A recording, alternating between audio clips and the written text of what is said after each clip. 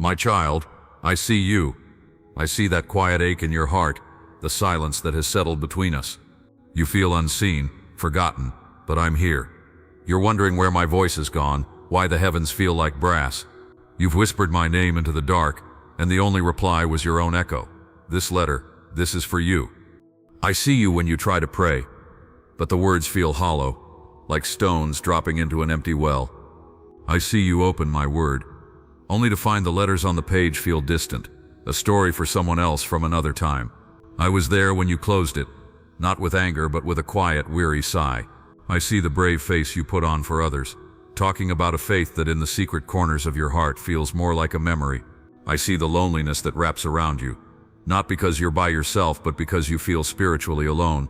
You feel this canyon between us, and you can't help but wonder if you created it. You've retraced your steps, searching for the misstep or the wrong turn that led you into this quiet desert. You ask yourself, is my faith not strong enough? Have I sinned too much? Did I miss my chance? Guilt whispers that maybe you're unworthy of my attention, that I'm busy with others whose faith burns brighter, whose songs are louder.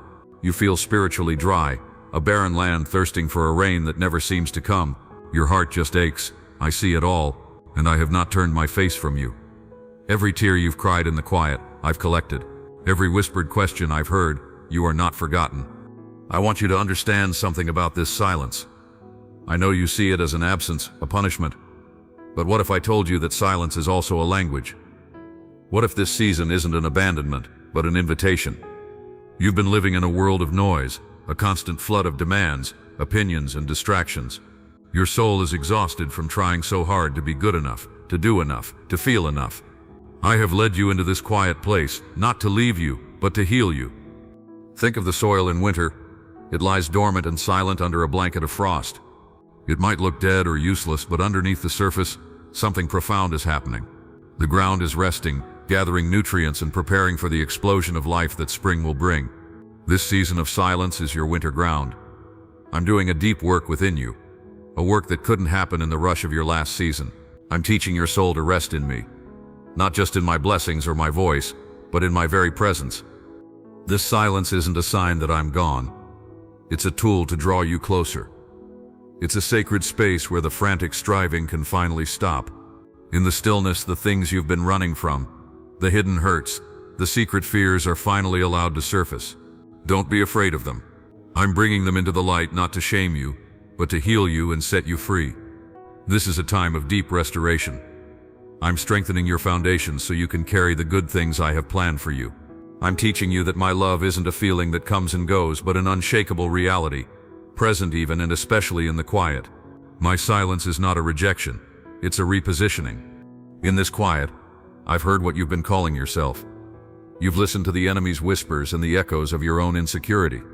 You've looked at your weariness and labeled yourself unreliable. You've felt the distance and called yourself disconnected. You've replayed your past and accepted the name broken. And in your darkest moments, you've dared to whisper the most painful name of all, forgotten. My beloved child, those are not the names I have for you. They are lies forged in fear, and today I'm extinguishing them with the truth of who you are. You are not unreliable. You are my beloved, learning to depend on my strength, not your own. You are not disconnected. You are deeply rooted in me even when you can't feel it. Your connection to me isn't based on your feelings, but on my unbreakable promise to you. You are not broken beyond repair. You are a masterpiece I'm still working on, and I see the finished work even now. It is glorious. You're not a project I've abandoned, but a treasure I am carefully restoring. And you are most certainly not forgotten. I have engraved your name on the palms of my hands. I knew you before you were even formed. Do you really think I could forget you? I see you. I know you. I call you by your true name, chosen, cherished, forgiven, redeemed, mine. Let these names be the truth that holds you steady when the silence feels overwhelming. Take off the cloak of lies you've been wearing. It doesn't fit the child of a king. Let me remind you who you really are. My child, let my promises be the light on this quiet path. Don't lean on your own understanding or your shifting feelings. Stand on the unshakable rock of my word. When you feel alone, remember my promise. I will never leave you nor forsake you.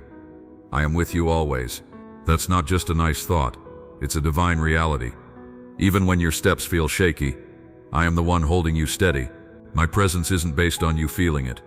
It's as real as the air you breathe and the ground beneath your feet. Nothing can separate you from my love.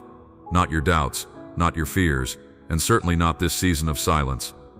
When you feel weak, remember my promise. My grace is sufficient for you, for my power is made perfect in weakness. You think this season reveals your weakness, and you're right. But you see it as a flaw, while I see it as an opportunity.